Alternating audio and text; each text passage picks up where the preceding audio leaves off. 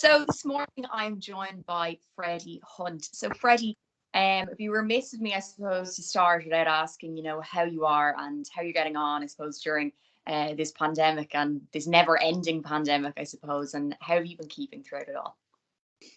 Um, it's been a pain certainly for travel, but apart from that, I've been one of the lucky ones in terms of just sort of where I am, in terms of living and where what I'm doing with my life. It hasn't affected my life too much apart from travel.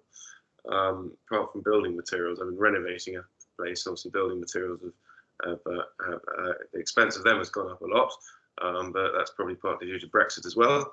But no, I've been lucky. I got COVID the other day, but I was in a very nice environment, so my isolation was pretty straightforward, and I'm glad I've got it now, and it's sort of hopefully got some sort of immunity to it, and I've had my jab, so it wasn't too bad. So yeah, I've been lucky.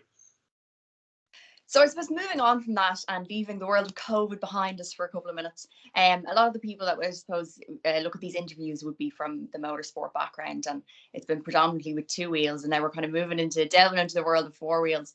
But I suppose for people that might not necessarily be aware, kind of give us a little bit of an insight into yourself, like a little bit of your background, and your kind of involvement, I suppose, in the motorsport world. Okay, so I started racing way too late. Well, not way too late, but I was brought up by my mother around horses. Um, so yeah, I naturally went into a professional career from horses. When I left school, school wasn't much fun, so I bailed out at 16. Went into horses, and then when I was 19, I was introduced to racing, and so I switched sports from one horse to several hundred horses. And that's how it started. I went into single seaters to begin with. The first few years was a mess because I couldn't get my head together under pressure. I didn't really understand the gravity of my father's name when I started racing, and brought a lot of pressures with it. All pressures, psychologically put on by myself, but nonetheless they were there, and I didn't do very well. So I took a step back from racing. That was in 2009. Did a few various other projects in between, and then started again in 2014. Initially, when I started, it wasn't great either. Unfortunately, I lost my mother in 2014, and so that season wasn't great. But since then, it's been improving, and I'm now concentrating fully on endurance racing. So Okay. Le Mans is my target. I've done some endurance races in prototypes and GTs, and they've all gone pretty well. I've had some wins and podiums, which is good. And so I'm now in the process of trying to get to Le Mans, which was involve. I think the best plan for me is a season or two in the European Le Mans Series or Michelin Le Mans Cup, possibly in the LMP3, and then assuming all goes to plan, move up to LMP2 and into World Endurance Championship. And did you find, when you kind of said there that you kind of started focusing on sort of more endurance races, did you find then when you did kind of, focus yourself on something kind of specific that you were kind of able to take that sort of pressure off yourself and just kind of, I suppose, enjoy it a little bit more because you knew kind of what you were up to? Of Well, I wouldn't say the release of pressure and more enjoyment came from course, yeah. It was more my maturity, really. I took a few years out, and as one grows up, their attitude towards life changes. One's priorities changed, and my new approach to life, as it were, made it easier to be in a racing car. I think it was just trying to teach myself how to care less, if you know what I mean. Yeah, of course. Care too much in the racing car and try too hard. If I just sort of take a step back and relax a little bit, and have fun, then I drive a lot better. And then I suppose, growing up and it being the son of James Hunt, and I kind of alluded to briefly earlier on, you didn't, I suppose, realise the gravity of his name, in the sport when you were starting out.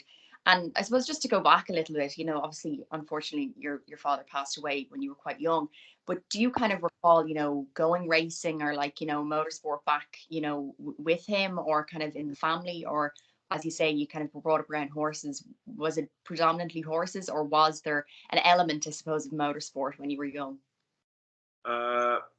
Pretty much nothing. I mean, when Dad was alive, I was only 5 years old when he died, so I do have some vague memories of going to Grand Prix, but he wasn't obviously racing when he was commentating. Of course, yeah. But that's the only break.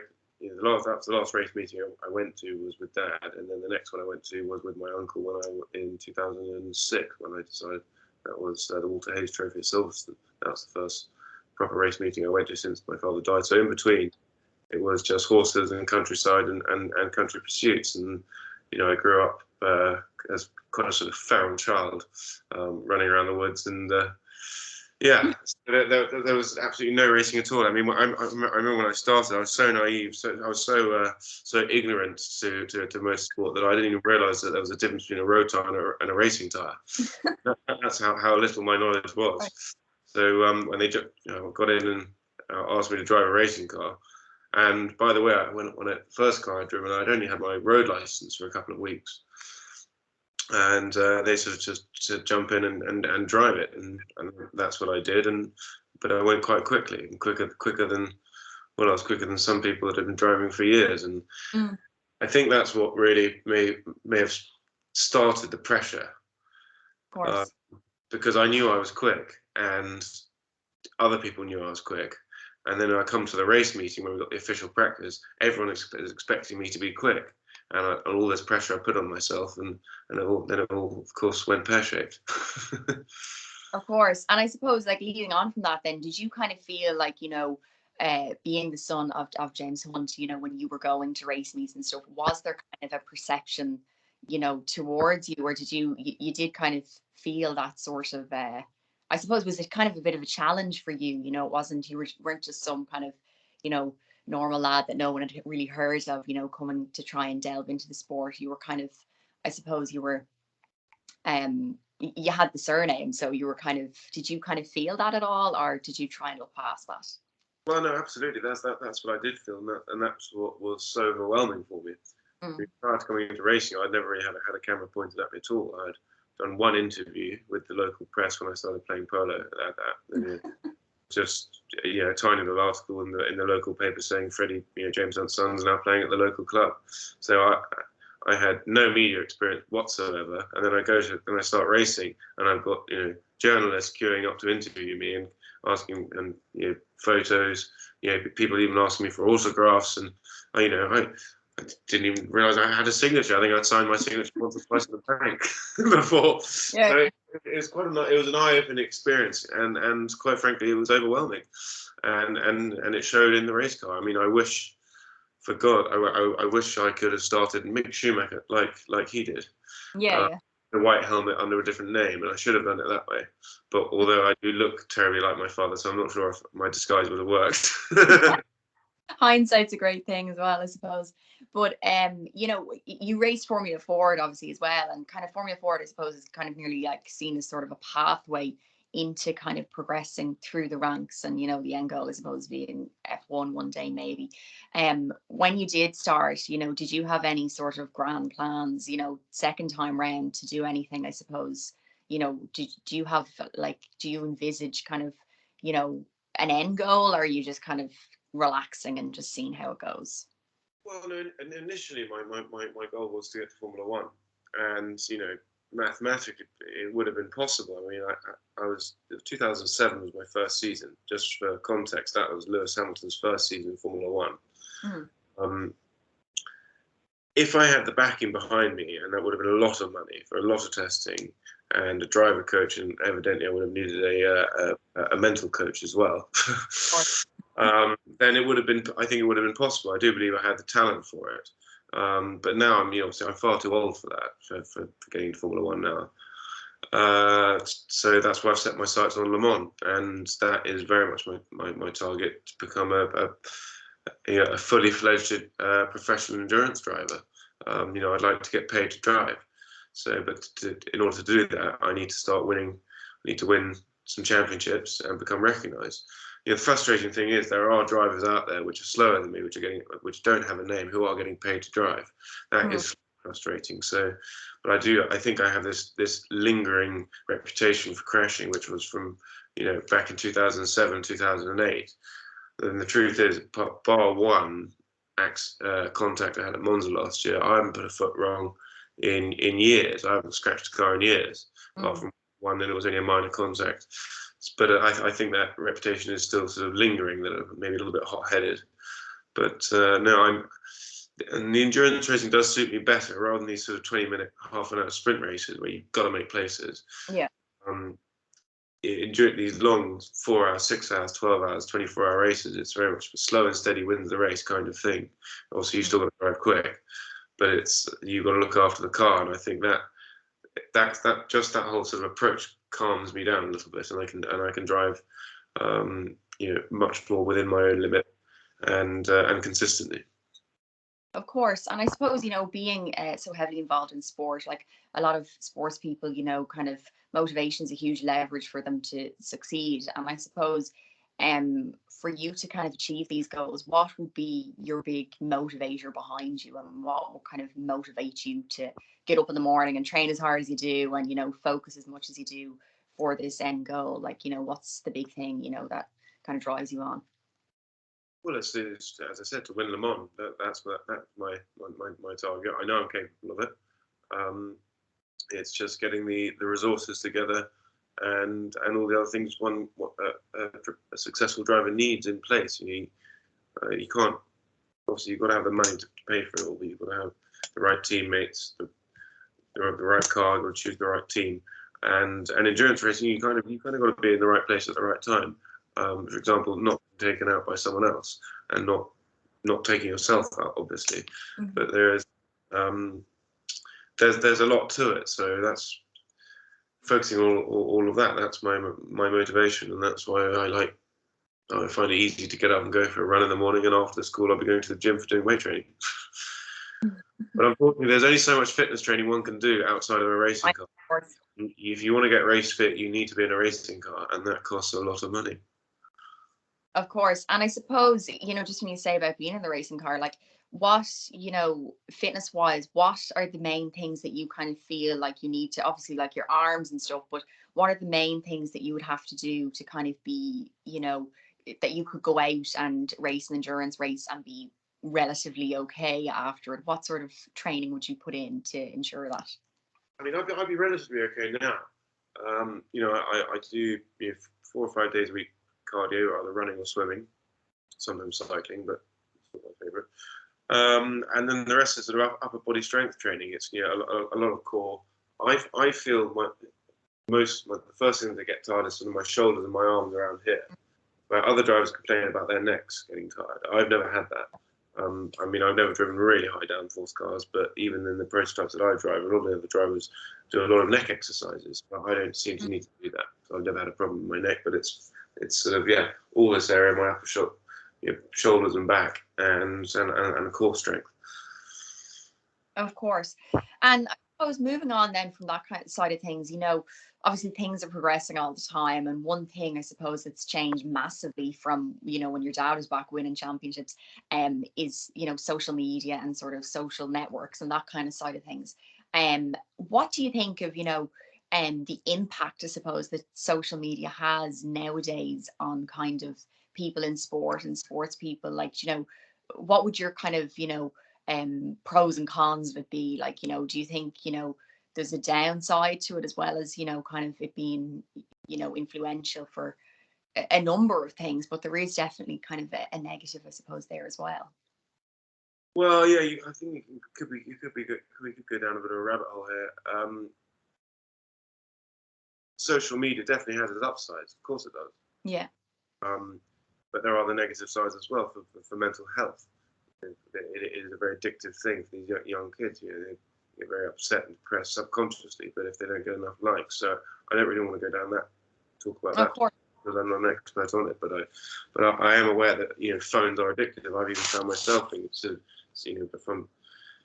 I can easily get distracted just scrolling through. So in that respect, I think social media is not is a downside. But on the upside, it's an opportunity for anyone who's got a smartphone and a camera to showcase themselves and to advertise themselves. So you can build brands just from your phone if you know what you're doing. Personally, for me, I mean, my Instagram following it's relatively small, but it's growing. But I do need it to grow bigger for sponsors, to attract sponsors. Yeah. Because if you can reach 200,000, 500,000 or 1 million people, sponsors are going to be far more interested in you than if you only got 20,000 people. So it is, it's very beneficial for athletes for sure. But frankly, it is a pain in the ass keeping up with it all. Of course, of course. Yeah, As I said, it has its ups and downs, but you have found it, I suppose, beneficial for trying to build your own sort of profile and your own kind of, brand around yourself. oh, absolutely, 100%. No. I have social media. I use it, and I need it for my career, definitely. Yes, of course. And then I suppose, it's 2022 now. Everyone's starting their New Year's resolutions and their goals for the year. And in saying that, I suppose, what is kind of in the pipeline for yourself this year, kind of aside from, the endurance racing? I've seen, you're relatively new to the F1 collection and you're now kind of a brand ambassador for them. So kind of tell us a little bit more about that and, what 2022 has in store for you. So, well, excitingly, I'll mention the Sons of Speed documentary, which is going to be launched in sort of March, April time. We're planning to have the premiere and the launch. So this is a documentary sort of film about Matthias Lauda, Niki Lauda's son, and myself racing against one another, which we started filming back in 2009, but then it's taken a while, and we finished it off this year. We did a couple of races together, against one another, which went well, and that's going to be released in April. So that's quite a big thing on the radar. It's taking a bit of my time, sort of helping with all of that. The trailer should be ready for release by the end of the week, hopefully, or next week. So you can share that if you like across your channel. So that should be quite exciting. Another thing I'm doing, I'm co-presenting a TV program called Car and Country.